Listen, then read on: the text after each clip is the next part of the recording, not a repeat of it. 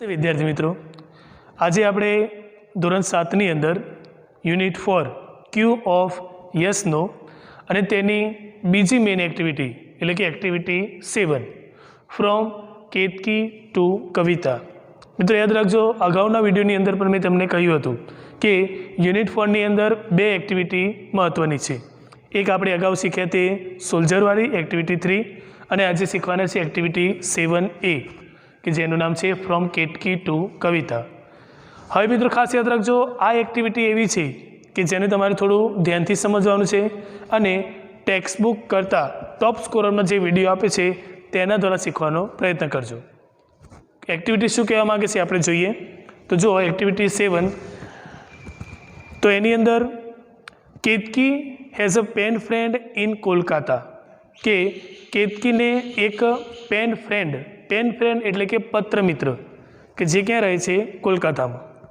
Har name is કવિતા, તેનું નામ કવિતા છે. કેતકી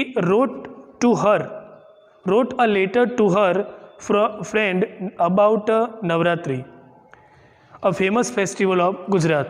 હવે મિત્રો ખાસ યાદ રાખજો કે કેતકીએ પત્ર લખ્યો છે કવિતાને, બરાબર. Ketki wrote a letter to her friend about Navratri, Ketki પોતાના મિત્રને નવરાત્રિ વિશે પત્ર લખ્યો. A famous festival of Gujarat, કે જે ગુજરાતનો ખૂબ જ જાણીતો તહેવાર છે. But her younger brother tore the letter in two pieces, પરંતુ તેનો જે નાનો ભાઈ હતો તેને આ પત્રના ટુકડા કરી દીધા એટલે કે ફાડી નાખ્યો. Put the pieces together and find out vote Ketaki has return two her friend. હવે જે ફાટેલા જે પેજ હોય, ટુકડાઓ હોય, તેને જોડીને તમે જુઓ કે કેતકીએ તેના મિત્રને શું લખ્યું છે. હવે મિત્રો યાદ રાખજો, ટેક્સ્ટ બુકની અંદર એ જે પેજ હોય તેના ટુકડા આપેલા છે, આપણે તેને બરાબર ગોઠવવાનો પ્રયત્ન કરવાનો છે. એટલા માટે હું ખાસ કહું કે તે ટોપ સ્કોરમાં એના જે પેરેગ્રાફ હોય તે જોઈને તમે શીખવાનો પ્રયત્ન કરજો. હું તમને ડાયરેક્ટ એને શીખવાડું પ્રયત્ન કરું છું, બરાબર. તો જોઈએ from Ketki to Kavita. Dear Kavita, how are you? Kavita, તું કેમ છે? Are you okay now or still suffering from severe cold? હવે મિત્રો યાદ રાખજો, કેતકી પોતાની મિત્ર કવિતાને પૂછે છે આર યુ ઓકે નાવ, કે હવે તને ઠીક છે, or still suffering from severe cold, કે પછી હજુ ખૂબ શરદીથી હેરાન થાય છે. I am going for shopping with my mother, હું મારી માતા સાથે શોપિંગ કરવા એટલે ખરીદી કરવા જઈ રહી છું. Do you want anything from the market, શું તારે માર્કેટમાંથી કંઈ મંગાવવું છે? I will buy a set of chaniya choli for me, કે મેં મારા માટે ચણિયા ચોળી ખરીદી છે. Navratri is round the corner, so I am preparing myself for it.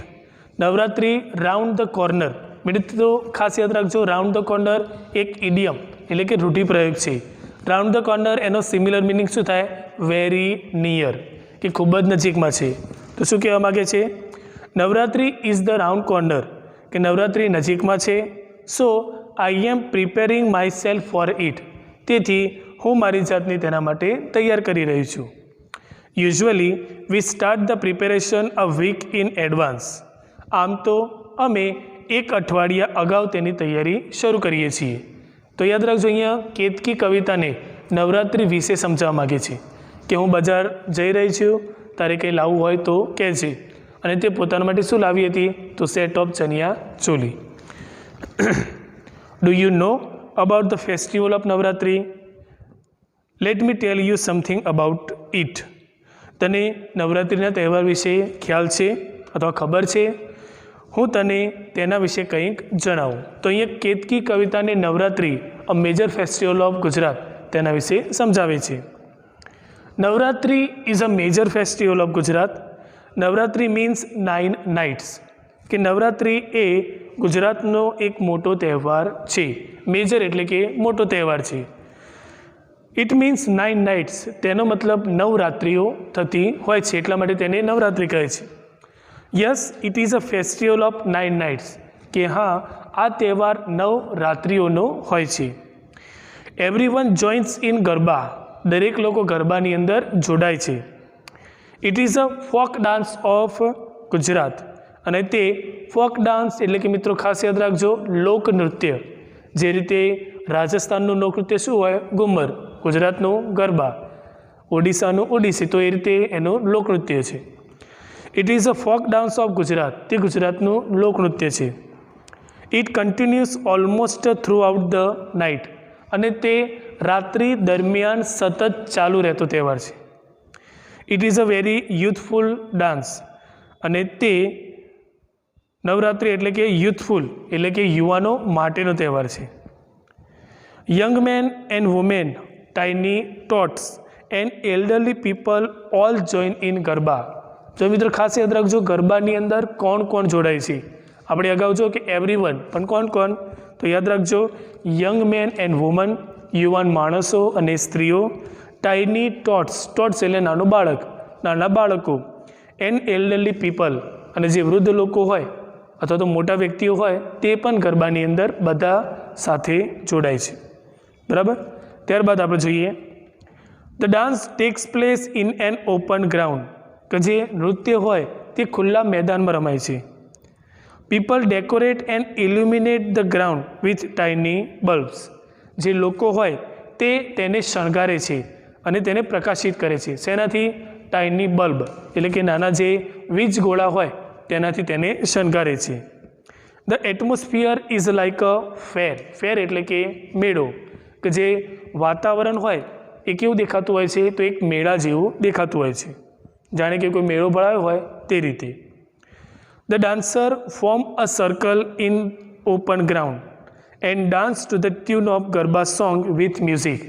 તો ખાસ યાદ રાખજો the dancer form a circle, જે નૃત્યકારો હોય એ એક પ્રકારનું ગોળ વર્તુળ બનાવે છે. ઇન ધ ઓપન ગ્રાઉન્ડ, એ પણ કેવું? ખુલ્લા મેદાનમાં. And dance to the tune of garba song with music, અને ગરબાના તાલે, ગરબાના સંગીત સાથે તે લોકો નૃત્ય કરે છે એટલે કે ગરબા ગાય છે.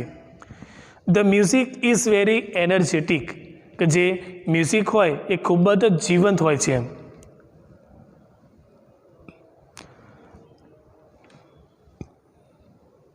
In sum places the number of dancers is very large, કેટલીક જગ્યાએ જે નૃત્યકારો હોય એ ખૂબ જ મોટી સંખ્યામાં હોય છે. So the chorus sings garba songs from the loudspeaker, એટલા માટે કે એનું જે કોરસ એટલે કે જે ગાયક વૃંદ હોય, તમે નવરાત્રિમાં પણ ઘણી જગ્યાએ જોયું હશે કે આખું ગાયક વૃંદ હોય કે જેમાં સિંગર હોય, પિયાનો પ્લેયર હોય, ડ્રમ વગાડનાર હોય, બરાબર, સંગીત આપનાર વ્યક્તિ હોય, એનું આખું એક ગાયક વૃંદ હોય કે જેને ઇંગ્લિશમાં કોરસ કહેવામાં આવે છે. તો ઘણી વખતે ખૂબ જ મોટું ગ્રાઉન્ડ થવાના કારણે, સંખ્યા થવાના કારણે એ જે ગરબા સોંગ હોય એ શેમાં વગાડતા હોય છે? લાઉડ સ્પીકરમાં. It is a tradition to sing the garba songs because garba song worships and admires Ambema and other goddesses. મિત્રો ખાસ યાદ રાખજો ટ્રેડિશન એટલે કે પરંપરા. આ એક પરંપરા માટેનું ગીત હોય છે, કારણ કે ગરબા સોંગ હોય એ માતા અંબે અને બીજી ઘણી દેવી દેવતાઓનું એક પૂજા અને એમની યાદગીરી માટે ગવાતું ગીત હોય છે. નાવ ડેઝ, અત્યારના દિવસોમાં the garba song present some social themes too, કે અત્યારના દિવસોની અંદર જે ગરબાના જે ગીતો હોય તે શું બતાવે છે? તો અમુક પ્રકારની સામાજિક જે રીત રિવાજો હોય તેને પણ દર્શાવે છે. તો મિત્રો ખાસ યાદ રાખજો અંબેમાં એટલે કે અધર જે ગોડેસીસ હોય, બીજી દેવીઓ હોય, તેના વિશેના ગરબા સોંગ આપણે સાંભળતા હોઈએ છીએ. હવે મિત્રો ખાસ યાદ રાખજો તેની અંદર જે સ્ત્રીઓ હોય, પુરુષો હોય કે નાના બાળકો હોય તે લોકોનો પહેરવેશ કેવો હોય છે? Women and men dress up in their traditional Gujarati attire, કે જે સ્ત્રીઓ અને પુરુષો હોય તે તેમના પરંપરાગત ગુજરાતી પોશાકમાં સજ્જ હોય છે. ટ્રેડિશન એટલે કે એની જે પરંપરા હોય તે. તમે જાણો છો ગરબા સોંગની અંદર કેવા કપડાં લોકો પહેરતા હોય છે? તો કેવા? વુમેન વિયર ચનિયા ચોલી, એટલે કે સ્ત્રીઓ હોય તે ચનિયા ચોલી પહેરે છે. The chaniya choli is full of embroidery and mirror work. હવે જે આ ચનિયા ચોલી હોય તે કેવી હોય છે? તો એ ભરતકામ અને કાચના ભરતીથી અથવા ભરતકામથી શણગારેલું હોય છે. They wear attractive jewelleries such as, તે લોકો આકર્ષિત થઈ જાય એ પ્રકારના દાગીના પણ પહેરતા હોય છે. જ્વેલરી એટલે કે એક પ્રકારના દાગીના. સચ એઝ કેવા કે બેંગલ્સ એન્ડ બ્રેસલેટ્સ એટલે કે બંગડીઓ અથવા કડા, એન્કલેટ્સ એન્ડ આર્મલેટ્સ એટલે કે ઝાંઝર અને બાજુબંધ. સ્ત્રીઓ હોય એ આ પ્રકારના જે અલગ અલગ પ્રકારના જે આકર્ષિત દાગીના હોય તે પહેરતી હોય છે, જેમાં બેંગલ્સ હોય, બ્રેસલેટ્સ હોય, એન્કલેટ્સ હોય અને armlets. Men wear kurta pyjama and tie and odhni round the waist, કે જે પુરુષ હોય તે શું પહેરે છે તો કુર્તા અને પાયજામા પહેરે છે અને કમર પર ઓઢણી બાંધે છે. Everyone moves in a circle, સૌ વર્તુળમાં ફરે છે. દરેક લોકો હોય એ કેવું એક પ્રકારનું સર્કલ એટલે કે વર્તુળ હોય તેમાં ફરે છે. The dancers dance with different actions, નૃત્ય કરનારા વિવિધ અલગ અલગ શૈલીમાં નૃત્ય કરતા હોય છે. અલગ અલગ જે ડાન્સ હોય, અલગ અલગ જે આકાર હોય, શૈલી હોય એમાં નૃત્ય કરે છે.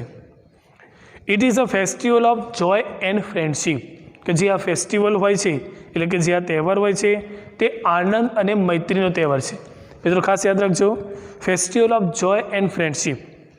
You must visit Gujarat at least once during this festival, કે આ તહેવાર દરમિયાન તારે ઓછામાં ઓછું એકવાર તો ગુજરાતની મુલાકાત લેવી જોઈએ. મિત્રો ખાસ યાદ રાખજો, ગુજરાતના જે ગરબા હોય એ all around the world famous છે. ઘણી વખતે જે ફોરેનર્સ હોય તે પણ ગરબા જોવા આવતા પણ હોય છે અને તેમાં જોડાતા પણ હોય છે. એટલા માટે કેતકી કવિતાને પણ કહે છે કે નવરાત્રિ દરમિયાન ઓછામાં ઓછું એકવાર તમે ગુજરાતની મુલાકાત લઈ શકો. I am sure it will be an unforgettable experience, અને હું તને ખાતરી આપું છું અથવા તો મને ખાતરી છે કે આ એક અવિસ્મરણીય એટલે કે ભૂલી ન શકાય તેવો અનુભવ રહેશે. તો આ રીતે કેતકી પોતાના મિત્રને કહે છે. વિથ લવ કેતકી, બરાબર, પ્રેમપૂર્વક કેતકી. તો જો મિત્રો આ એક્ટિવિટીની અંદર ગુજરાતનો જે સૌથી પ્રિય તહેવાર પણ કહી શકાય અને મેજર ફેસ્ટિવલ પણ કહી શકાય કે જે નવરાત્રિ છે તેના વિશે કેતકીએ કવિતાને બધી માહિતી દર્શાવી, બરાબર. તો પણ આપણે એને સમજવાનો પ્રયત્ન કરીશું. હવે સૌથી મુખ્ય વસ્તુ કે આ એક્ટિવિટીમાં ઘણા બધા સ્પેલિંગ તમારા માટે નવા છે, તો આપણે સ્પેલિંગ પર પણ એક નજર કરી દઈએ. તો જો મિત્રો સૌપ્રથમ આપણે જોઈએ તો ન્યૂ વર્ડ્સની અંદર ટુ ટીર, તેને છે ને ટેર કહી શકાય અને એનું પાસ્ટ ફોર્મ ખાસ યાદ રાખજો મિત્રો, કેમ કે આપણા જે ટેક્સ્ટ બુક છે એમાં પાસ્ટ ફોર્મ શું આપ્યું છે ટૂર, બરાબર. તો ટીયરનું ભૂતકાળ શું થશે ટૂર એટલે કે ફાડવું અથવા ફાડી નાખ્યું. એ જ રીતે બીજો એક વર્ડ્સ આવશે તમે શીખેલા છો, વિયર એટલે શું થાય પહેરવું અને એનું પાસ્ટ ફોર્મ શું થાય વોર. તો વિયર અને ટીયર એના પાસ્ટ ફોર્મની અંદર સિમિલરિટી જોવા મળે છે. ત્યારબાદ બીજો સ્પેલિંગ જોઈએ કોરસ એટલે કે ગાયક વૃંદ. ત્યારબાદ ઇલ્યુમિનેટ એટલે પ્રકાશિત કરવું, to illuminate the ground with tiny bulbs, નાના બલ્બથી એને પ્રકાશિત કરવામાં આવ્યું. એનર્જેટિક એટલે કે ઉત્સાહી, એકદમ લાઇવલી કહી શકાય તે રીતે. ત્યારબાદ આગળના સ્પેલિંગ જોઈએ ટ્રેડિશન એટલે કે પરંપરા. એમ્બ્રોઇડરી એટલે કે ભરતકામ, બરાબર. આપણે જોયું કે ચણિયાચોલીની અંદર એમ્બ્રોઇડરી વર્ક કરવામાં આવે છે, એક પ્રકારનું ભરતકામ. ફોક ડાન્સ એટલે કે લોકનૃત્ય, બરાબર. Garba is a folk dance of Gujarat, એ રીતે. વર્શિપ એટલે કે પૂજા કરવી. ત્યારબાદ એટમોસ્ફિયર એટલે કે વાતાવરણ. જ્વેલરી એટલે કે દાગીના. બ્રેસલેટ એટલે કે બંગડી. એન્કલેટ એટલે કે ઝાંઝર અને આર્મલેટ એટલે કે બાજુબંધ. અને છેલ્લે સ્પેલિંગ વેસ્ટ એટલે કે કમર. હવે મિત્રો ખાસ યાદ રાખજો, એના સિમિલર વર્ડ્સ પણ આપણે જોઈ લઈએ. તો ઇલ્યુમિનેટ એટલે કે લાઇટ અપ એટલે કે પ્રકાશિત કરવું. એનર્જેટિક એટલે કે લાઇવલી, ઉત્સાહી, જીવંત. અને ઓપોઝિટ વર્ડ્સની અંદર પણ જોઈએ મેજર એટલે કે માઇનર, બરાબર. મેજર શબ્દ તમે હોસ્પિટલની અંદર પણ કદાચ સાંભળેલો છે. It is a major operation, મોટું ઓપરેશન છે, બરાબર. તો એનો ઓપોઝિટ શું થશે માઇનર. અને આપણે ઘણી વખત એવું કહીએ છીએ કે આ એક માઇનર પ્રોબ્લેમ છે એટલે કે નાનું છે. ત્યારબાદ સોશિયલ તો અનસોશિયલ, સામાજિક તો અસામાજિક. તો મિત્રો આ રીતે યુનિટ 4ની અંદર બીજી જે મેઇન એક્ટિવિટી હતી એક્ટિવિટી 7 તેને આપણે બરાબર જોઈ. ટોપ સ્કોરની અંદર આ વિડીયો જોશો તો તમને થોડો વધારે ખ્યાલ આવશે. ત્યારબાદ મટીરિયલની અંદર પણ એના જે સ્પેલિંગ્સ હોય તે પણ ધ્યાનથી તૈયાર કરજો. એના જે પ્રશ્નો હોય તેની PDF પણ તમને થોડા દિવસ પહેલાં મોકલાઈ છે. તે પ્રશ્નો ટૉપિક પૂરું થયા પછી તમે એના પ્રશ્નનો જવાબ લખશો તો તમને ખૂબ જ સરળ રહેશે. આવજો મિત્રો, નમસ્તે.